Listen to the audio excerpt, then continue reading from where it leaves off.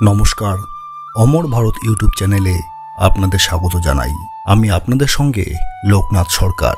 আপনারা গত কিছুদিন ধরে স্বামী বিবেকানন্দের বই ওঠো জাগো এগিয়ে চলো এই বইটির অডিও বুক শুনে আসছেন। আজ আপনারা শুনবেন এই বইটির ৭ম পর্ব, যার নাম চাই নিঃস্বার্থপরতা। বিশ্বের অধিকারসমূহ কেহ বন্টন করিতে পারে না। অধিকার শব্দটিই ক্ষমতার সীমা নির্দেশক। অধিকার দায়িত্বের নামান্তর। অধিকার নয় পরন্ত দায়িত্ব। জগতের কোথাও কোনো অনিষ্ট সাধিত হইলে আমরা প্রত্যেকে তাহার জন্য দায়ী। কেহই নিজেকে তাহার ভ্রাতা হইতে বিচ্ছিন্ন করিতে পারি না।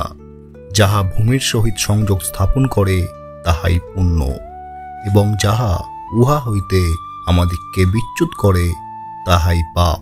তুমি অনন্তের একটি অংশ, উহাই তোমার স্বরূপ। সেই অর্থে তুমি তোমার ভ্রাতার রক্ষক। জীবনের প্রথম উদ্দেশ্য জ্ঞান লাভ, দ্বিতীয় উদ্দেশ্য আনন্দ লাভ।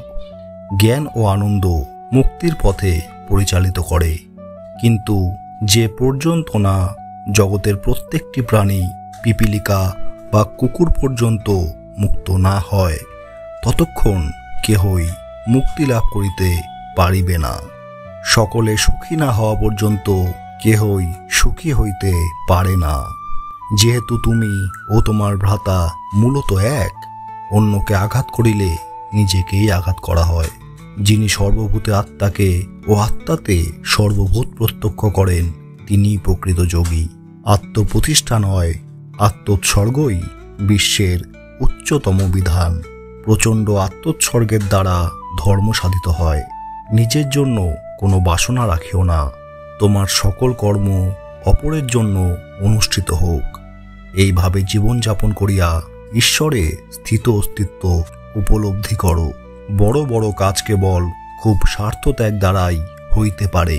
স্বার্থের আবশ্যকতা নাই। নামেরও নয়, যশেরও নয়, তা তোমারও নয়, আমারও নয়, বা আমার গুরুর পর্যন্ত নয়। ভাব ও সংকল্প যাহাতে কার্যে পরিণত হয় তাহার চেষ্টা করো। হে বীর হৃদয় মহান বালকগণ, উঠে পড়ে লাগো। নাম, যশ বা অন্য কিছু তুচ্ছ জিনিসের জন্য পাশ্চাত্যে চাহিও না। স্বার্থকে একেবারে বিসর্জন দাও ও কার্য করো।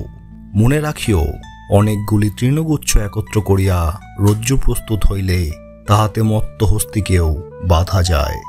তোমাদের সকলের উপর ভগবানের আশীর্বাদ বর্ষিত হোক। তাহার শক্তি তোমাদের সকলের ভিতর আসুক। আমি বিশ্বাস করি তাহার শক্তি তোমাদের মধ্যেই রহিয়াছে।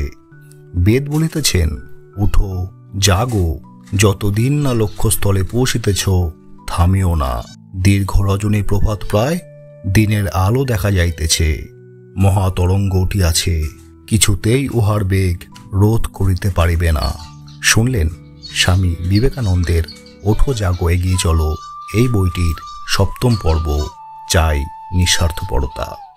কেমন লাগছে আপনাদের ভিডিওগুলো অবশ্যই জানান। আমাদের লক্ষ্য মানুষকে মানুষের মতো গড়ে তোলা। স্বামী বিবেকানন্দের যেই স্বপ্ন ছিল আমার ভারত অমর ভারত নিয়ে, আসুন আমরা সকলেই সেই মহাপুরুষদের চেষ্টায় সামিল হই।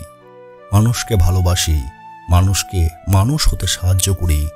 আসুন আমরা একসাথে মানুষ হই। আজকের ভিডিও এতটুকুই।